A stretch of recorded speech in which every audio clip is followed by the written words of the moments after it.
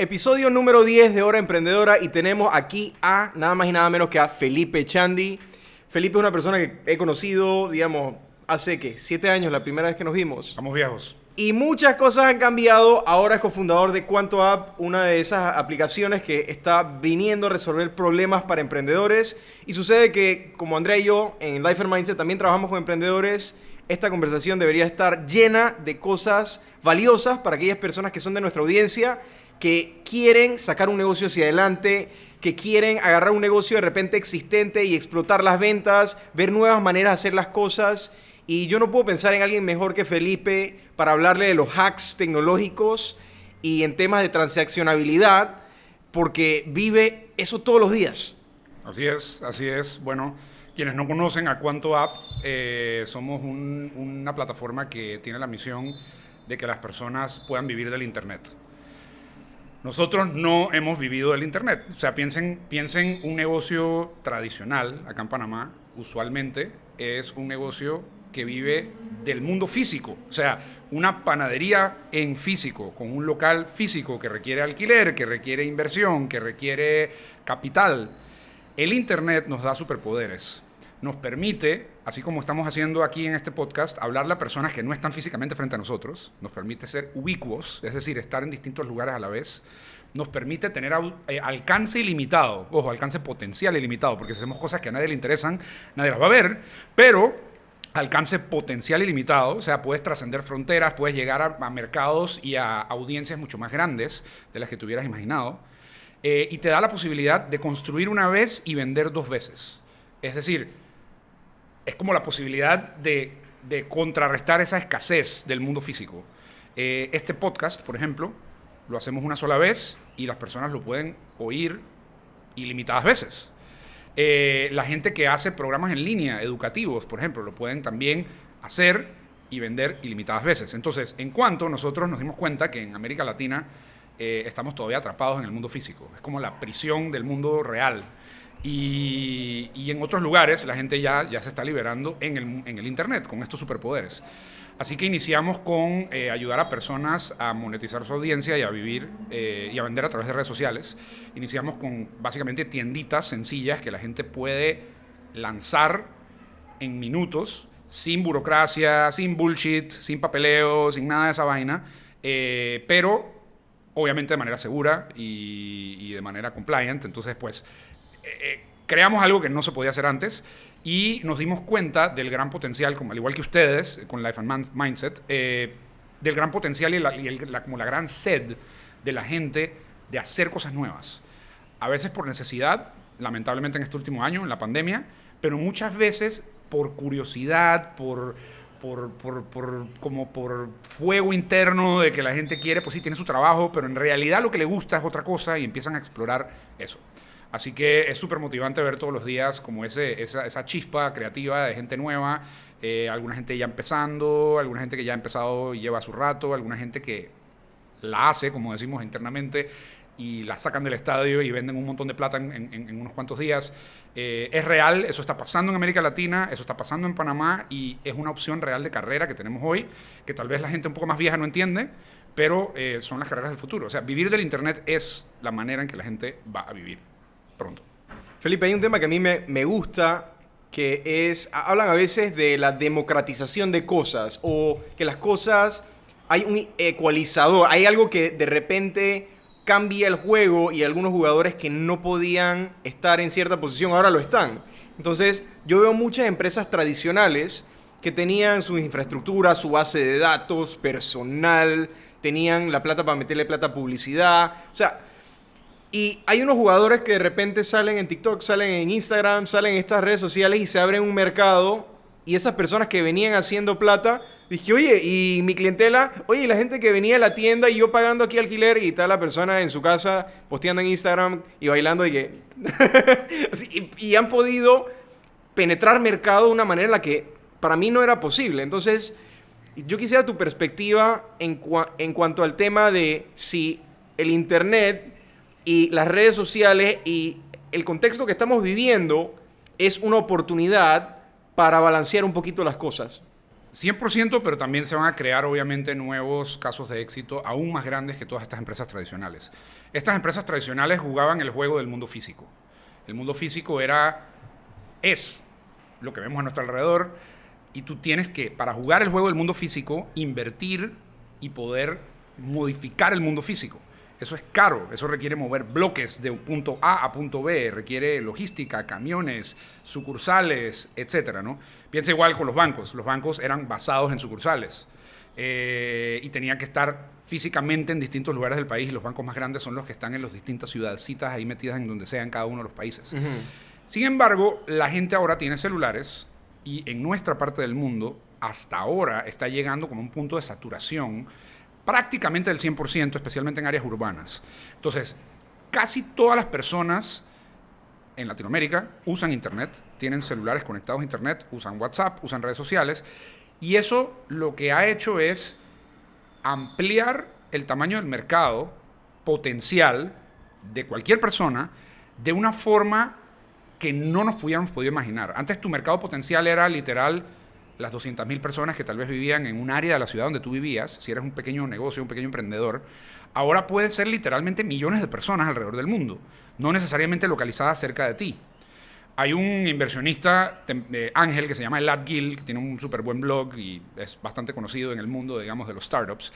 Y él escribió un artículo que luego te lo puedo dar para si lo pones en los notes o en los links que compartes, donde él dice los mercados son más grandes que nunca.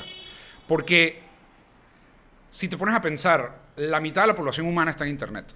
Somos 7.000 millones de personas, digamos que quitamos a los niños que todavía no pueden usar todo, digamos, pero eso está también bajando en edad, cada vez más niños usan Internet. Pero digamos que 5.000 millones de personas son potenciales usuarios de Internet. Hay como 2.5 billones o 2.500 millones, creo que eso ya ha crecido y debe haber números nuevos después de la pandemia, de personas usando Internet. Eso es un montón de gente. Y las compañías que se fundaron en esa primera camada del Internet, que eran solo como 400 millones de personas en Estados Unidos, Europa, Japón, etc., son enormes. O sea, esos son los Amazons, los Facebooks, los Twitters. Esas compañías fueron creadas para servir a más o menos 400 millones de personas. La gran mayoría de las personas conectadas a Internet hoy están en países en desarrollo, como Panamá, como Brasil, como México, como India, como China, como el Medio Oriente, como África. Esas personas tienen otros problemas que ya se han resuelto en Estados Unidos, más o menos, para la mayoría de la población.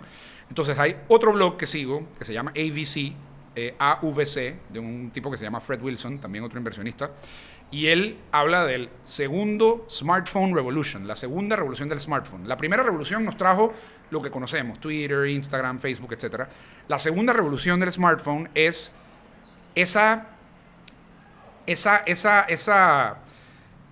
ese uso del Internet por parte de las personas del mundo en desarrollo, del resto del mundo, de la mayoría de los usuarios del Internet, para resolver cosas que no han sido resueltas, como problemas de salud, problemas de seguridad, problemas de infraestructura básica en su comunidad, problemas de acceso a economía digital, cosas que ya se dan por sentado en los lugares más avanzados en el mundo. Y ya eso lo hemos visto ocurrir en América Latina. En América Latina, por ejemplo, en Colombia, Rappi creó básicamente un Uber Eats en esteroides, que está ahora en un montón de países. Pedidos Ya es como la versión de acá de Panamá. Tenemos ejemplos en México de un montón de compañías que han ido creciendo en valoración, desde Kavak, que vale ya más de $1.000 millones, es una compañía que digitalizó el alquiler de automóviles, de carros. Entonces ya no es un alquiler así tradicional, como que uno nunca sabe cuánto le van a cobrar y es un enredo. Más recientemente, dLocal, una compañía de pagos uruguaya, había sido valorada como unicornio, más de $1.000 millones, y acaba de hacer IPO, Initial Public Offering, en Nueva York. Ya vale más de $6.000 millones. Una compañía de un país que no es mucho más grande que Panamá, francamente. Uruguay, o sea, no estamos hablando de Brasil. Y hay un montón de ejemplos así, no solo en Latinoamérica, sino en África. En África hay una compañía que se llama Paystack, que también empezó a digitalizar los pagos en Nigeria. Nigeria tiene una ciudad que se llama Lagos, que es la capital de Nigeria, donde viven alrededor de 20 millones de personas. Ese 20 millones de personas usan Internet también, venden y compran cosas. Y a nadie le importaba África, francamente. O sea, le preguntabas a un gringo y era, no, que enredo África, no entendemos bien, ahí hay inestabilidad, el gobierno, etc. Así así nos ven las personas del resto del mundo desarrollado, a esta parte del mundo, pero los que vivimos acá y sabemos cuáles problemas de verdad tenemos que resolverlos. Si nos vamos a quedar viviendo acá, si no, podemos emigrar, ¿no? Esas son realmente las opciones, creo yo. Entonces es súper emocionante ver esa segunda revolución del smartphone andando y creando de verdad casos de éxito para que la gente entienda que estos superpoderes del Internet sí son accesibles para cualquier persona. Obviamente va a velocidades distintas, países tienen distintos niveles de avance, hay países con mercados más grandes, con mejor conectividad, con menor conectividad, pero lo estamos viendo y sí creo que como que para volver a tu pregunta, el Internet y el smartphone en esta parte del mundo es ese igualador de oportunidades, o por lo menos contribuye a igualar oportunidades que no teníamos acá. Me llama la atención que planteaste solo dos opciones. O soy parte o me voy. No hubo una opción de me quedo en esta situación medio maluca. ¿Por qué? O sea, quiero entender tu mentalidad. ¿Cómo piensa Felipe Chandy? Ok. Eso es un buen punto porque sí, ciertamente no hacer nada es otra opción.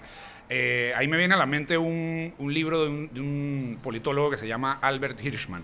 Él escribió un libro que se llama Voice, Exit and Loyalty. Voz, salida y lealtad. Cuando tú tienes una organización, una sociedad, una familia, un PH de vecinos, estás en una escuela, estás en un trabajo, estás en una compañía, estás en un partido político, lo que sea, una ONG, y tú no estás conforme con la manera en que esa organización está andando, o tú quieres lograr un cambio dentro de esa organización, tú tienes tres opciones. No son dos, como tú dices, de acuerdo, solo que hay una opción que me parece que es medio galla y deberíamos de enfatizar. Pero piensas así, que es lo que yo quiero entender en la mente de Felipe. Ajá. Entonces, la primera opción es lealtad, que es no hacer nada. Es simplemente jugar con las reglas del sistema. Status quo. Status quo, todo sigue andando y listo. Las dos opciones más emocionantes, creo yo, son voz y salida. La voz es la que creo que enfatizamos demasiado en América Latina, que es el derecho al berreo. La protesta. Ey, es que no estoy conforme, es que voy a berrear, voy a rantear en redes sociales, etc. Tiene su función, o sea, logra cosas impresionantes también. De hecho, ahora en este momento estamos hablando de la realidad de las cosas que nos gustan, que no nos gustan. Así que esto es un ejercicio de eso. Así que no es que está mal, solo que la salida es la que me parece más interesante. Es poder, en vez de jugar con las reglas del sistema, opt-out del sistema, salirte del sistema y crear un nuevo sistema, crear nuevas reglas. Y eso pasa a varios niveles. Tú puedes hacerlo dentro del sistema legal de tu país, pero saliéndote del sistema comercial y networks comerciales que existen, porque ahora hay nueva infraestructura que lo puedes hacer. Tú te puedes salir del sistema legal y hacer algo en el blockchain, por ejemplo, que no depende de un sistema legal ni en ningún país. Entonces lo puedes hacer a distintos niveles. Pero yo sí creo que las opciones para cambiar las cosas son dos. O te quejas, y ahí probablemente va a haber otro montón de gente quejándose contigo de otros temas distintos, o actúas. Actúas y construyes la alternativa. Y hoy, en este momento de la historia, es el momento más propicio para que una sola persona pueda crear soluciones que le lleguen a millones de personas. Nunca hemos estado tan conectados, nunca hemos estado con herramientas tan baratas. Tú puedes literal, gratis en internet, sin ser programador, crear una aplicación con herramientas de no code y hacerlo como tú quieras. Tú puedes crear un podcast que tenga impacto en millones de personas. O sea, tú puedes hacer estas cosas con muy poca inversión y eso nunca había sido posible antes. Así que yo sí creo que si queremos que las cosas cambien en nuestra parte del mundo, incluyendo Panamá, América Latina, etc., la gente se tiene que atrever a actuar, a crear las cosas, a dejar esa lealtad, a dejar esa comodidad. Renuncia a tu trabajo cómodo. Si tú tienes un trabajo cómodo y tienes ahorros y te apasiona algún problema, renuncia a tu trabajo. Renuncia a tu trabajo y empieza tu negocio. O sea, resuelve un problema, algo que te dé orgullo, a menos que te dé orgullo el trabajo en el que estás. Pero si no te da orgullo el trabajo en el que estás, que hay mucha gente que no le da orgullo, renuncia, hay opciones. En especial si tienes esa comodidad. Hay gente que obviamente depende de su trabajo para vivir y para pagarle la educación a sus hijos, etc. En esos casos tal vez estás un poco más atado, pero también hay un montón de casos de emprendedores que en momentos de adversidad absurdos han logrado crear oportunidades gigantescas, ¿no? Entonces, Yo lo que creo es que sí estamos, especialmente en los países como Panamá, donde hay una desigualdad muy grande. Panamá es el sexto país más desigual del mundo. No digo que la desigualdad per se sea mala, pero la movilidad social en Panamá no es muy buena tampoco.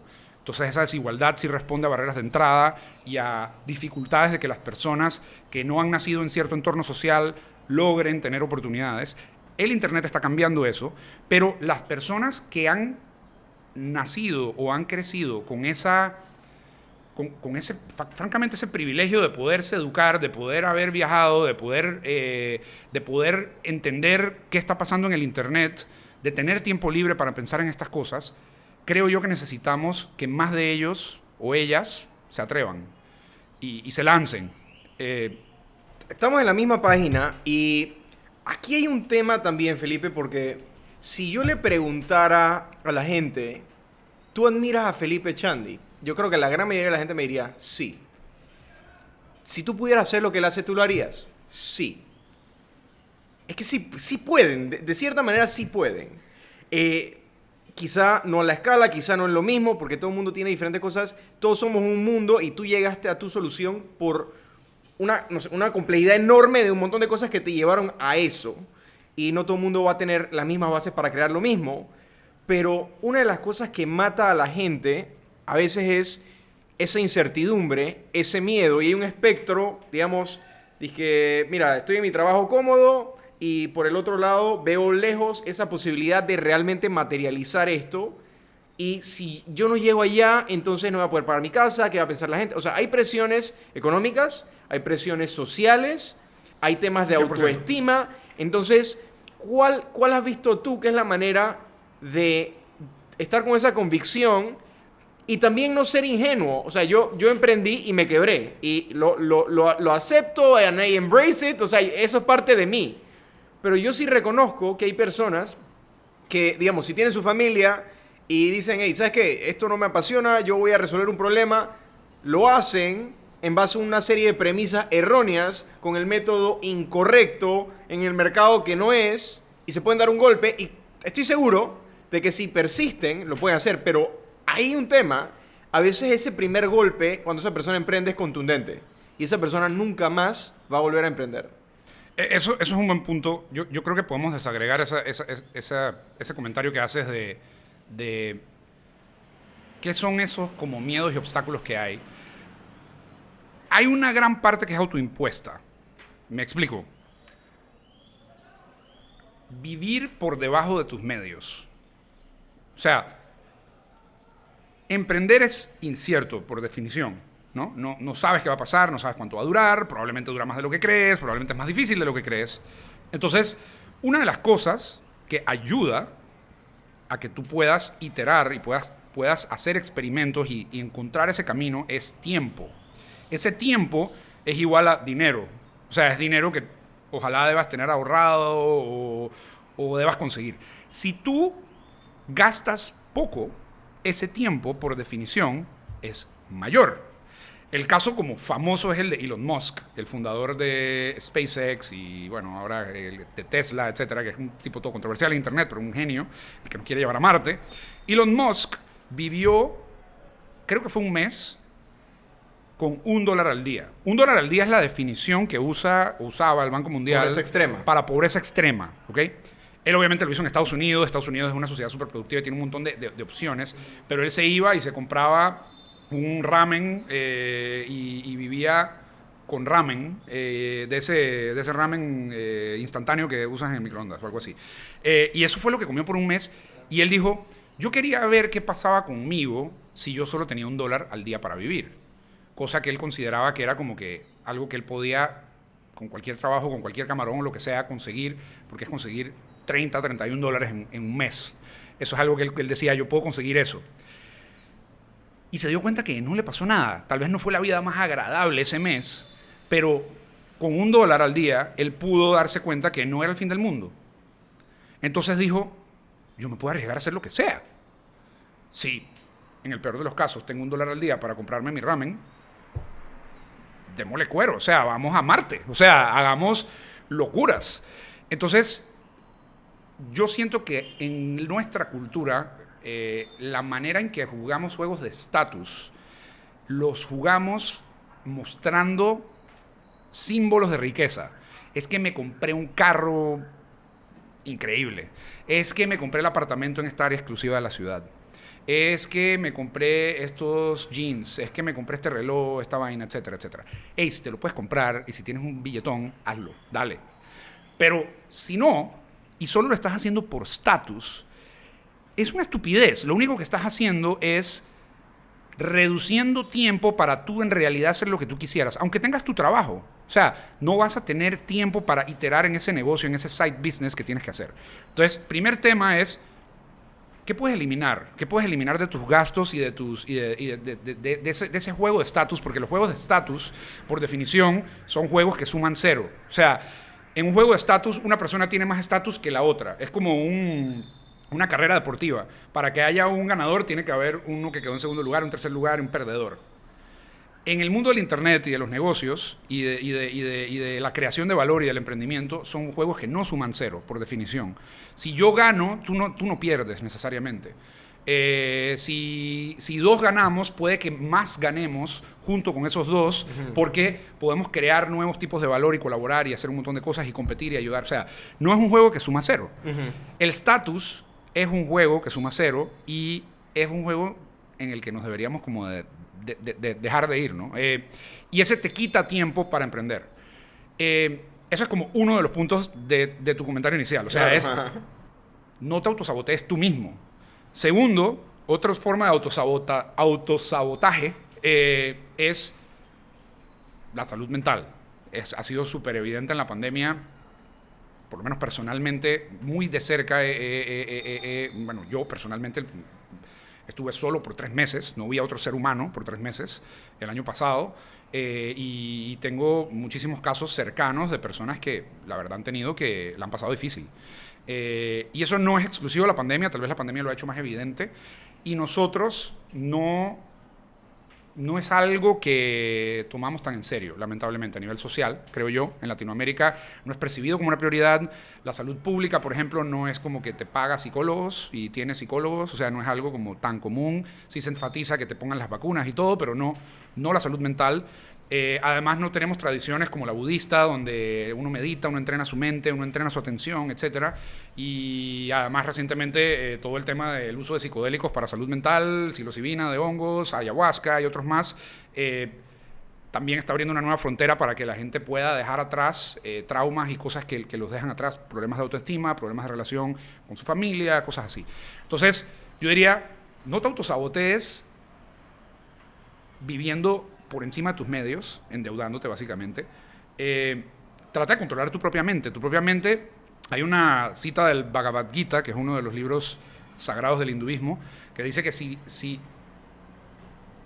era algo así como la mente como bajo control es la mejor de las amigas, pero la mente no controlada es el peor de los enemigos. O sea, tú eres en realidad tu propio enemigo cuando tu mente está jodiéndote. Y esas son cosas que sí están dentro de nuestro control. Vivir bajo nuestros medios, por lo menos lo más posible, y aprender a controlar nuestra mente. Y entonces, Felipe, hablando del tema de salud mental, ¿cuáles son algunas cosas que tú crees que cualquier persona, independientemente de los recursos que tenga, pudiera empezar a implementar en su día a día y que a ti te han servido para ser mejor emprendedor? Bueno, yo diría 2 cosas y una tercera que tal vez es un poco más difícil. Pero la primera, yo descubrí el estoicismo. El estoicismo es una filosofía del tiempo de los romanos.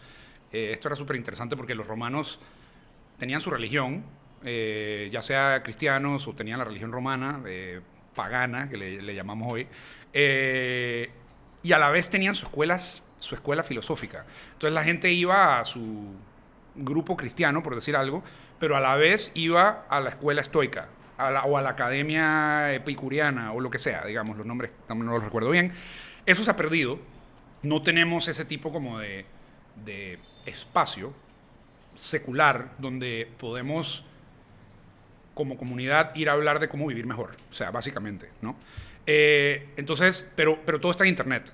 Entonces, el estoicismo a mí me voló la cabeza. Me encontré un libro de un tipo que se llama William Irvine, es un profesor de filosofía en una universidad en Estados Unidos, que se llama A Guide to the Good Life, The Ancient Art of Stoic Joy.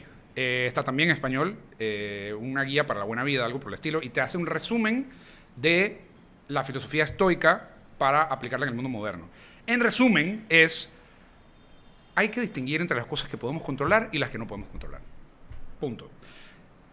Si la puedes controlar, genial, la puedes controlar, trabaja en eso. Si no la puedes controlar, como por ejemplo la lluvia, llovió y se inundó la ciudad de Panamá y las alcantarillas no sirven y todo es un desastre, no te preocupes. O sea, no hay nada que puedas hacer, solo vas a sufrir tú. Obviamente trata de no ahogarte en la inundación, pero espera que pase y verás qué haces luego. Y verás qué sí puedes controlar. Eso a mí me cambió la vida. O sea, yo sufría por cosas que no podía controlar. Todavía, de hecho, ocurre. Es un hábito muy difícil de implementar porque una de las cosas que uno no puede controlar son los sentimientos de otras personas, las palabras de otras personas y las acciones de otras personas. Todas las cosas externas a uno no las puede controlar. Y uno sufre a veces por eso. Pero recordarlo es súper útil. Segundo, meditar. Meditar es algo que cualquier persona puede hacer, que no necesita ningún tipo de equipo. Literal, lo que necesitas es tiempo y ya. Y tu mente, eso es todo. Y en internet hay un montón de herramientas para eso, desde Insight Timer, que te permite como tener un timer de meditación que funciona con cualquier celular, hasta aplicaciones como Calm, como Waking Up, como Headspace, hasta coaches acá en Panamá como Jacob Larrinaga, que tiene Academia Despierta. Hay un montón de ejemplos para esto y no requieren absolutamente nada de recursos si lo quieres hacer de manera inicial. El mejor libro que me he encontrado de esto se llama The Mind Illuminated, La mente iluminada, de un tipo que se llama John Yates. Me ha volado la cabeza, ya me he leído varios libros de meditación, este es el mejor, se los recomiendo. Así que esas son dos cosas. La tercera cosa que me ha ayudado a mí el tema de salud mental, y esto sí lo voy a decir, es el consumo responsable y controlado de psicodélicos. Es decir, hongos, psilocibina, ayahuasca. Lamentablemente son ilegales o de dudosa legalidad, no estoy seguro, porque hay cosas que son tradicionales del uso del Amazonas, etcétera, y depende en qué país lo consumas. Pero, por ejemplo, en Perú, la ayahuasca es patrimonio nacional y es una cosa que uno puede ir a algún lugar en el Amazonas y consumirlo. Y lo que me ha parecido impresionante de eso es que estas sustancias que te dan como un pantallazo de lo que es posible lograr meditando, por ejemplo, que es darte cuenta que tú eres parte de un mundo muy grande y de un montón de personas, de que tú no eres el centro del mundo y que tu mente también juega trucos contigo. Estas sustancias lo que hacen es que inhiben o apagan un área del cerebro que se llama el Default Mode Network, que es el área que te hace sentir como un individuo separado de los demás. Entonces, cuando eso se apaga y se suprime de manera temporal, uno siente una conexión muy intensa e indescriptible, francamente, con palabras, que te hace ver los problemas y las cosas del día a día demasiado pequeñas. Yo siento que soy una mejor persona con esto. Obviamente tiene sus riesgos, hay que informarse. No estoy recomendando que la gente lo haga de manera masiva. Por favor, lean en línea, vean lo que está pasando, pero hay súper interesantes estudios ocurriendo. Tim Ferriss, que es otro podcaster que ambos conocemos, contribuyó al financiamiento de un estudio del hospital Johns Hopkins, que es uno de los hospitales más reconocidos del mundo, sobre el uso de la psilocibina en humanos para temas de salud mental. Les recomiendo que lo busquen en internet y luego te mando el link para que lo pongan en las referencias. Pero bueno, esa es tal vez la tercera pata, digamos, del tema de salud mental, la un poquito más controversial que las otras dos. Que bueno, empiecen por las primeras dos, métanle a esas un rato y después, si tienen mucha curiosidad, se educan, lo hacen de manera segura, entonces pudieran contemplar quizá la opción 3. Correcto. Ahora, yo tenía una pregunta en cuanto a ti y tus valores, porque yo he visto de todo. He visto personas que dicen, mira, yo no tengo nada, mis papás me critican, pero yo necesito sacar esto adelante porque es importante para mí. Y hay otras personas que, digamos, tienen familia y dicen, no, lo que pasa es que yo tengo que cuidar a mis hijos. No, lo que pasa es que yo tengo que, no sé qué, con mi esposo. No, que los domingos son sagrados y los sábados son sagrados y yo no trabajo. Entonces yo me quedo como que, pero espérate, tú no me dijiste que querías emprender. Entonces hay toda una escalera de valores Y cuando una persona me dice sus valores, yo puedo saber qué tipo de decisiones va a tomar. Yo hacía un ejercicio en uno de los eventos que nosotros hacíamos y yo le ponía a las personas a describir cuáles eran los valores de su vida. Y una vez ellos tenían eso, yo podía dar un ejemplo de situación y sin que ellos me dijeran qué iban a hacer, ya yo lo sabía, cómo lo iban a tomar. En mi caso, por ejemplo, yo te puedo decir que el trabajo está alto en mis valores. Hoy, por ejemplo, es Día del Padre. Yo te puedo decir, Felipe, ¿cómo es posible? Día del Padre. No puede ser. Eso es sagrado. Para mí, en mis valores, esta conversación no le resta nada. Yo amo a mi papá como es. Hey, para mí esto no me resta. Hay gente que sí le resta. Pero en el día a día, hay personas que viven con sus valores estructurados de manera tal que emprender ni siquiera es una posibilidad. Porque el estatus va encima de emprender. Digamos, las relaciones, el que dirán, todo eso tiene un rol mucho más importante en las necesidades psicológicas, que eso digamos, que ellos reciben un beneficio de eso. ¿Qué hiciste tú? O sea, ¿cómo te hizo clic a ti? No, yo tengo que estar emprendiendo, yo pudiera tener trabajo A, B, C, oportunidades, alabación de la gente. ¿Por qué emprendo y casi que me tiro de paracaídas por algo que yo no sé si va a ser así? Cuando hay una opción quizá un poco más conformista, pero que es una garantía. O sea, Claro. ¿cómo haces ese salto y cómo pensaste tú? Esa es una buena pregunta. Hay muchísima gente que cuando habla de las razones para emprender, piensan, por ejemplo, quiero ser millonario. No hay garantía. La mayoría de los emprendimientos fallan. Entonces, no hay garantía. Segundo, es que quiero tener impacto. No hay garantía de impacto tampoco. Tú en una compañía existente puede que logres más impacto y llegarle a más personas, porque esas compañías existentes tal vez ya tienen más distribución, ya tienen más usuarios, ya tienen más audiencia, lo que sea. Tercero, dicen, no quiero tener un jefe. Guess what?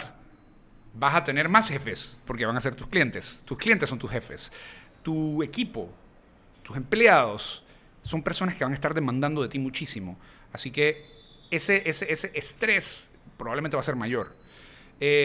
Yo creo que la única razón para emprender, o la razón, no es la única, creo que cada quien encuentra la suya, pero la razón más fuerte para emprender es no poder no hacerlo. Yo sé que eso suena como medio trampa, pero es que sea un tema como visceral, que no sea racional. O sea, la gente, como dice, si tú racionalmente estás viendo todas tus opciones, lo racional es mitigar el riesgo. Mitigar el riesgo de ir y, yo no sé, trabajar para alguien. Pero todas esas compañías que existen y todas esas oportunidades que existen han sido creadas por otras personas también. Entonces, digamos que lo racional tradicionalmente es no emprender. Pero cuando tú reconoces que todas las cosas a tu alrededor, y esta es mi cita favorita de Steve Jobs, todas las cosas que ves a tu alrededor han sido creadas por personas que no son necesariamente más inteligentes que tú, pero que sí tomaron riesgos. Ahí es donde uno dice, wow, yo quiero ser uno de esos. Eso fue mi caso. Yo quiero ser uno de esos y quiero tratar de crear algo nuevo. Puede que falle, puede que no. No lo estoy haciendo porque quiero hacerme millonario. Ojalá me haga millonario. No quiero hacerlo por eso. No lo estoy haciendo por impacto. Ojalá tenga impacto. Quiero intentarlo. Quiero intentar cambiar las cosas y quiero estar orgulloso de lo que quiero hacer. Punto. Eso es. Y eso cada quien lo encuentra en el área que considera. Entonces, yo creo que esa es una respuesta tal vez un poco inusual de por qué emprender.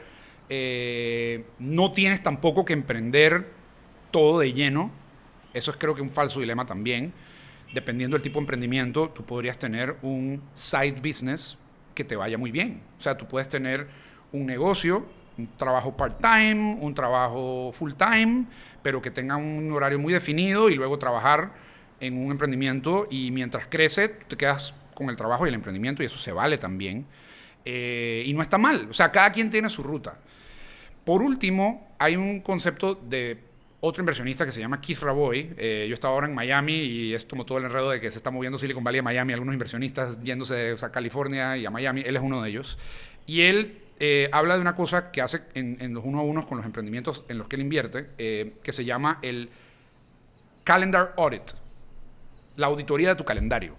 Porque uno cree que tiene ciertos valores. Tú dices, es que hay gente que tiene valores de mi prioridad es este trabajo, mi prioridad es mi familia, mi prioridad es lo que sea. Pero cuando ves el calendario, es otra cosa. Ah, no, es que mi prioridad es el emprendimiento, pero en realidad tengo un montón de parqueos con amigos. En verdad, tu prioridad son tus amigos. Y está bien, pero las acciones son las que revelan las prioridades de las personas, no lo que la gente dice. No el bla, bla, bla. O sea, es tilintilín. El tilintilín no es el que determina realmente los valores de la persona, sino la paleta. O sea, lo que la gente en realidad hace. Entonces, ver tu calendario, ojalá que usen calendario, por Dios, si no usan calendario, por favor usen calendarios. Ver tu calendario y ver cómo usas tu tiempo en tu calendario es una manera de también como extrapolar los valores que tú tal vez mismo no conoces o no has pensado. Me gusta porque la gente compra cosas que quiere y cosas que valora. Y de una u otra manera, con nuestro tiempo nosotros compramos cosas. Por ejemplo, yo me compré una linda experiencia con Felipe Chandi, con Andrea, con Jaime. Estamos aquí porque yo presupuesté algo de mi tiempo y yo felizmente lo pagué. Sí. Entonces, hay personas que dicen, yo no tengo nada. No, es que si tienes una cartera de tiempo y tú pagas y le dedicas a cosas. Y lo que dices tiene completo sentido. Si tú quieres saber a qué estás comprometido, mira tu calendario y mira por qué has estado pagando. Mira tu cartera, mira los bancos, a quién le has estado haciendo pagos, transacciones. Hacia dónde va tu plata, hacia dónde va tu tiempo habla de a qué estás comprometido. Y yo creo que aquí lo importante, y si me vas a hacer una pequeña intervención ahí, es entender esa inversión de tiempo que tú estás haciendo, qué te está dando. Porque hay muchas personas que están pagando tiempo, pagando dinero y no hay un retorno. Y yo creo que si esa ecuación no está funcionando, no está dando los resultados que tiene que dar, entonces hay que cambiar algo. Quizá no es tirarse a ser emprendedor, pero hay que cambiar algo. Quizá, cuidado y sí. Yo quería hablarte de algunos de los reportes de emprendimiento que salen en Panamá que nos hacen pensar que el 70% de los panameños son emprendedores. Entonces, es como engañoso eso, porque hay algunas personas que están empezando, digamos, yo salí, agarré un mango del piso y lo vendí. Entonces, ok, si me preguntan, oye, ¿has hecho algo de emprendimiento en Panamá? Sí, yo vendí un mango. Ya, emprendedor, ¿no? Y hay otras personas que están en otra escala. Entonces, yo quisiera que habláramos un poquito de los diferentes tipos de emprendimiento que hay y el nivel de compromiso que eso te exige. Porque entendería que para un comerciante, por ejemplo, se para, busca una mercancía que valga la pena, busca a sus clientes, etcétera, y luego hay otro nivel de sofisticación, otras ligas que otras personas están jugando, no que sea mejor o peor, sencillamente son otros juegos que están jugando, y si quieres jugar ese juego, el nivel de compromiso que tienes que poner es diferente. Yo te rebatiría un poquito como que Sí. el supuesto de nivel de compromiso. O sea, yo creo que primero que todo, los números de Panamá efectivamente son súper altos de emprendimiento. De hecho, Panamá es uno de los países con más actividad emprendedora en etapa temprana, según el Global Entrepreneurship Monitor. Eso es impresionante. Pero yo creo que es más bien un indicador de la informalidad que hay en Panamá. Que ojo, tampoco está mala, es un reflejo de la realidad y de las barreras que hay. Panamá es uno de los países más desiguales, como habíamos hablado, uno de los países con menor movilidad social, así que la gente camaronea. La gente camaronea. Y los camaroneros son emprendedores. O sea, hay gente que está buscando resolver. A diferencia de otros lugares con tal vez mayor estabilidad o con mayor movilidad social, donde la gente puede, digamos, aspirar a clases medias más grandes, donde hay compañías y trabajos y empresas que escalan un poco y entonces necesitan tener empleo y crear empleo. En Panamá no vemos eso. En Panamá tenemos pues un porcentaje de la población importante que pues está en el mundo formal y la gente que opera y es dueña de esas empresas, que usualmente son la misma gente, generación tras generación, y luego el resto de la gente, básicamente, no conectada a la economía global, camaroneando todo el día. Y son muchos emprendedores. Entonces, de acuerdo, sí hay una gran distinción entre retornos posibles de estas personas, pero yo creo que lo que creo que ustedes están haciendo con Life and Mindset y al hablar de estos temas de las oportunidades que dan del Internet es permitir a estas personas a de verdad obtener retornos o tratar de obtener retornos de estos esfuerzos que hacen. Porque la persona que vende mangos puede de verdad sudar la camiseta vendiendo mangos. O sea, si tú te levantas todos los días a las 5 de la mañana y estás en el mismo lugar con los mejores mangos, vas y buscas en el mercado, en Mercapanamá, los mejores mangos y los traes al lugar donde la gente más aprecia los mangos y te vuelves un especialista en mangos, y eso puede ser un trabajo muy grande, y de hecho hoy con una audiencia usando internet podría hasta ser un negocio interesante. Podría ser, y terminas haciendo mermelada de mango, y terminas haciendo dulces de mango, y puedes hacer llaveros de mango, y una marca sobre mangos, y una maleta de mangos, y creas valor agregado, y es algo que uno diría, como así, es solo mangos, vender mangos, eso es algo que es menos complejo. Yo creo que eso es una distinción que tal vez es un poco artificial dependiendo de cómo se ejecute.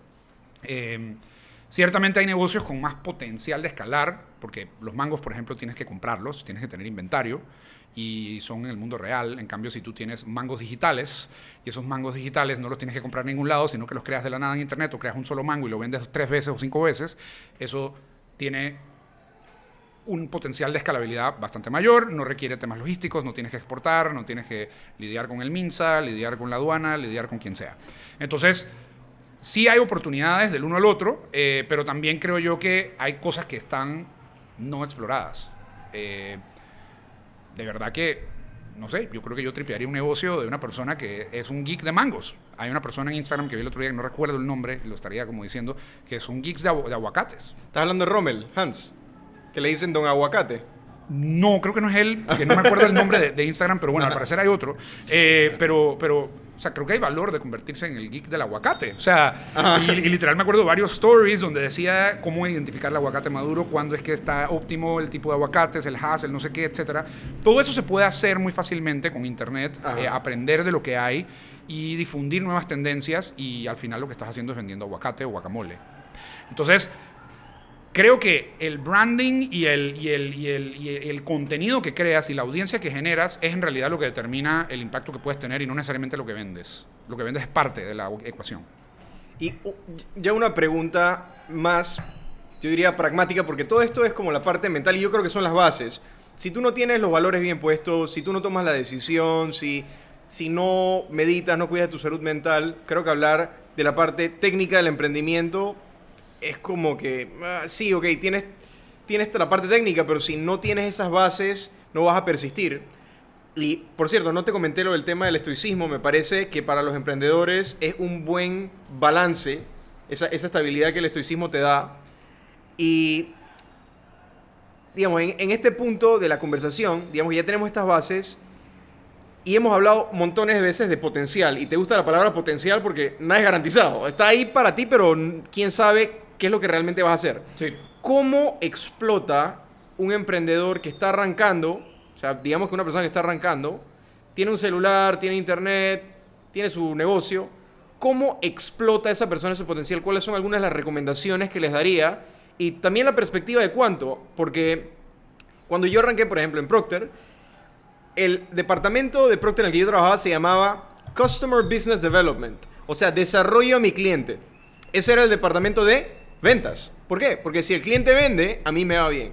Y el modelo de negocio de cuánto es bastante parecido. Entonces, tú constantemente estás viendo emprendedores y lo que mejor te funciona es que les vaya mejor a ellos. Entonces, ¿qué recomendaciones le darías a una persona para aprovechar el internet, el potencial de las cosas, el contexto del momento y esas oportunidades que existen hoy en día? Bueno, una cosa que se me viene a la mente es trata de alinear el problema que quieres solucionar con el bienestar del resto de la sociedad. O sea, tú puedes resolver problemas y ganar plata contra la sociedad, como por ejemplo ser un político corrupto. Si tú eres un político corrupto, estás resolviéndote un problema a ti y posiblemente a tus amigos, pero estás básicamente cagándote en la sociedad. Hay ciertos tipos de problemas que tampoco están alineados a la sociedad, o sea, a los valores, y hay valores que tú tal vez quieres promover, que sean más abiertos en la sociedad. En mi caso, yo quería participar en un negocio, ser parte de un proyecto, iniciar un proyecto que se alineara a esa apertura y eliminación de barreras, a esa igualación de oportunidades. Eso es lo que a mí me interesaba, porque yo lo he visto en la vida real. Mi mamá es nicaragüense, salió de Nicaragua después de la guerra civil que hubo en Nicaragua, y mi abuela tuvo que vender dulces para poder sobrevivir en Costa Rica y ayudar a mi mamá y a sus 4 hermanas. O sea, yo he visto muy cercanamente lo que la falta de oportunidades hace y las dificultades que la gente tiene. Y así como estos casos que he visto, hay miles más todos los días a nuestro alrededor. Entonces me di cuenta que eso me interesaba y me movía y me daba gasolina, pues. ¿Qué te da gasolina a ti? O sea, ¿qué tipo de problema te da gasolina a ti, a quien estés escuchando, ¿no? Entonces, identifica un problema que te dé gasolina. El que sea, primero. Segundo, ¿cómo puedes validar las hipótesis de posibles soluciones a ese problema sin gastar demasiado dinero ni tiempo? Rápido. O sea, ¿cómo puedes tú saber que hay como una pequeña señal de demanda del mercado antes de que tú inviertas billetón, básicamente? Eso dependerá del problema, pero hay muchísima información en internet al respecto. Y Combinator, la aceleradora por la que pasamos, tiene un startup school y una biblioteca, un library de información de cómo prototipar, de cómo hacer modelos de negocios nuevos, y eso no necesariamente requiere código, o sea, no requiere programación. Pueden ser cosas como hacer un podcast. Haces un podcast, haces contenido, haces un live en Instagram, te vas a un lugar concurrido de la ciudad a ver si lo que vas a vender realmente funciona. Hay miles de posibles formas de hacerlo, pero ahí la mentalidad es ve eliminando el riesgo que tú percibes en la solución de tu problema, entendiendo mejor el problema sin enamorarte todavía de la solución. Muchísima gente me pregunta, oye, es que estoy empezando un app y ya tengo estos diseños, etcétera. Y yo dije, ¿qué problema estás resolviendo? Y no están claros. No están claros o no están claras, y yo les digo, pero ¿por qué te vas a gastar tanta plata en una solución si no estás seguro de a quién le estás solucionando el problema? Obviamente nunca vas a estar 100% seguro, pero entre más entiendas el problema de antemano, más probabilidades vas a tener de que esa solución resuelva parte de ese problema, y los cambios que le vas a tener que hacer, a lo que sea, van a ser más baratos. No van a ser cambios fundamentales de tirar la basura 3 meses de trabajo, y si no eres programador, lo que le pagaste a los programadores o lo que sea. Entonces, yo diría primero, búscate un problema que te dé gasolina. Segundo, entiende ese problema íntimamente. Y tercero, ahí ya viene persistencia. O sea, persistencia, y puede que simplemente te des cuenta que ese problema no tiene una solución satisfactoria en este momento y tengas que elegir un problema adyacente. Eso se llama un pivot. Puede que te des cuenta que en realidad no te motiva tanto, o puede que te des cuenta que hay algo que no entendías y te fuiste por un lugar y explotas, pues. Por último, yo lo que diría es busca puntos de leverage. Leverage es apalancamiento en español, pero no sé si es la palabra como más apropiada. Esto lo tomo de un tipo que se llama Naval Ravikant. Él es como el Yoda del mundo de startups en internet. Búsquenlo, es @Naval en Twitter. Él tiene una cosa que se llama el Navalmanac, donde como que coleccionan varios de los twitters, y él dice, de sus mejores tweets, y él dice que hoy la manera, digamos, de crear valor es buscando puntos de apalancamiento, buscando puntos donde con el esfuerzo que tú haces, tú recibes réditos desproporcionales a ese esfuerzo. El original, digamos, del internet era código, o sea, era poder programar para que robots en el internet hicieran el trabajo por ti, automatizar cosas. El más reciente es media, es esto, creación de contenido. La creación de contenido es gratuita en este momento, o sea, un canal de YouTube no tienes que pagarlo. Tal vez tienes que invertir en micrófonos si quieres un buen audio, pero no lo necesitas realmente. Entonces tú puedes usar el contenido para llegarle a muchísimas personas, y esa audiencia que tú generas te va a permitir crear un modelo de negocios que tenga retornos desproporcionales. Entonces, busca puntos que se relacionen con el problema que tú quieres resolver, que te da gasolina además, donde tú puedas tener esos retornos desproporcionales usando código o usando contenido. Esas son como las dos cosas. Si no estás usando código y contenido, probablemente estás como no utilizando todas las herramientas a tu disposición. El ejemplo que te daba antes de la persona del aguacate o del mango. Una persona puede decidir vender mangos en la Plaza 5 de Mayo. Perfecto, puede que vendas un par de mangos. Pero si tú vendes mangos y a la vez creas contenido sobre mangos, probablemente vas a vender más mangos. O sea, usa el leverage que te da el Internet, usa el superpoder que te da el Internet. Y eso aplica a cualquier problema. O sea, desde falta de mangos y entonces tú traes los mangos hasta la cosa más sofisticada de inteligencia artificial que te puedas imaginar. Felipe, una pregunta. Hay personas con las que yo trabajo que hay algunas que estudian, no sé, odontología. Otras estudian, no sé, iniciaron la carrera, nunca terminaron. ¿Existe alguna base teórica o alguna serie de temas que tú deberías conocer al momento de emprender? No realmente. Yo creo que el punto de emprender es resolver un problema y más bien esa diversidad de procedencia de la gente permite que cualquier persona, que la gente tenga perspectivas únicas sobre los problemas que quieren resolver. Eso, hay otro fondo de inversión que se llama Andreessen Horowitz que le llama el Earned Secret, el secreto ganado. ¿Cuál es tu secreto ganado? O sea, tú tienes un problema que te da gasolina, pero tú tienes una perspectiva única sobre ese problema. Si tú eres un dentista, por ejemplo, tal vez te diste cuenta de algo en la provisión de salud bucal de la gente que otra persona no entendía. Y puedes tal vez terminar haciendo una plataforma interesante sobre eso o alguna cuenta en alguna red social que termine construyendo audiencia para ti o algo por el estilo. Entonces, busca cuál es esa perspectiva única que tú tienes para explorar si por ahí puedes llegar a una solución no convencional. No hay una manera de hacerlo, no hay como que teoría de seguir paso 1, paso 2, paso 3, pero sí hay como buenos consejos, creo yo, que son estos que te digo de Y Combinator. Hay otro libro que se llama Disciplined Entrepreneurship, de otro tipo de MIT. Hay un montón de cosas en internet al respecto, pero yo te recomendaría ir a la fuente. Brian Chesky, el fundador de Airbnb, él estudió diseño gráfico, eso es lo que él hizo, y hoy maneja una compañía gigante. Y él tiene una regla de que cuando va a aprender algo, él trata de ir a la fuente. Él quería aprender cómo ser CEO de una compañía y fue a hablar con Warren Buffett. Obviamente él tiene acceso a Warren Buffett, pero nosotros también tenemos acceso a un montón de gente en internet. Busca en YouTube quién es la mejor fuente que puedes encontrar y aprende de esa persona. No aprendas, o sea, o a través, digamos, de personas como nosotros, que tal vez no somos las mejores personas en general de cualquier cosa, podemos darle a la gente una pista de dónde ir a aprender. Entonces yo diría, busca y vea la fuente, la mejor fuente posible, aprende de esa fuente y a partir de ahí sigue a ver si sale algo que vale la pena. Me gusta eso porque, mira, hay currículas, hay universidades que ahora están saliendo con carreras de emprendimiento.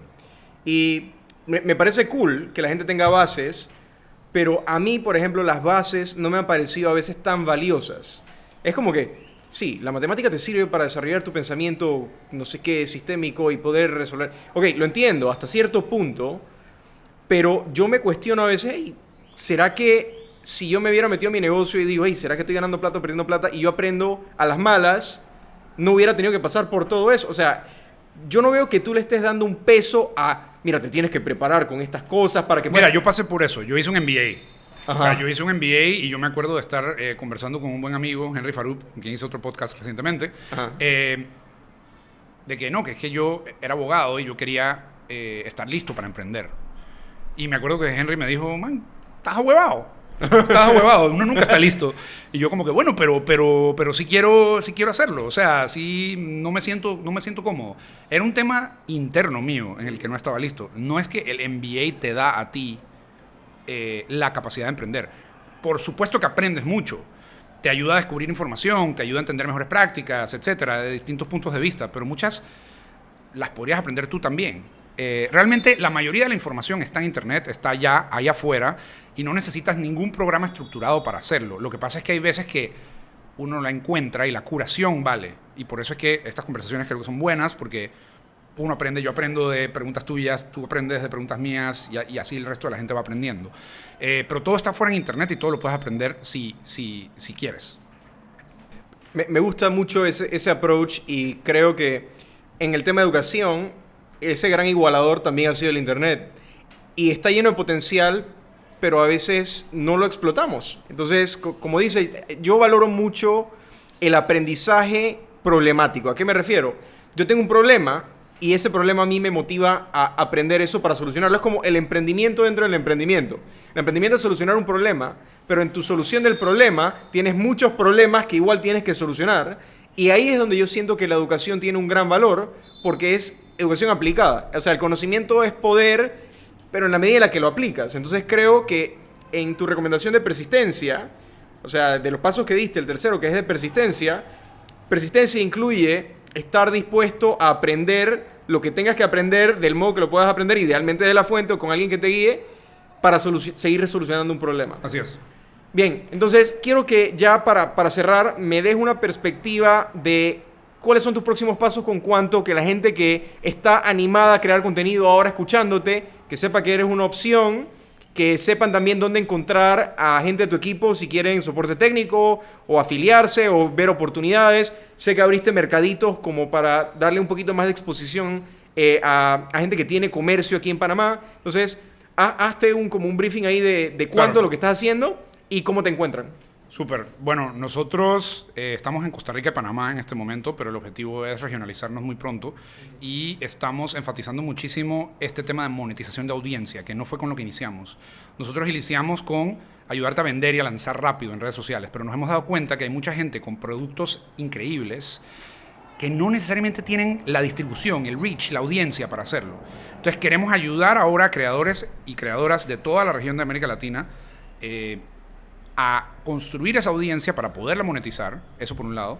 Y segundo, inicié un podcast que se llama Latino Futurismo, que el objetivo es ayudar a las personas también a imaginarse visiones del futuro, en cualquier área, en la producción de mangos, en el manejo de países, en el manejo de compañías, en el tratamiento de la propia mente personal, lo que sea. La misión de Latino Futurismo es ayudar a construir y a documentar visiones ambiciosas, optimistas y definidas sobre el futuro en nuestra parte del mundo.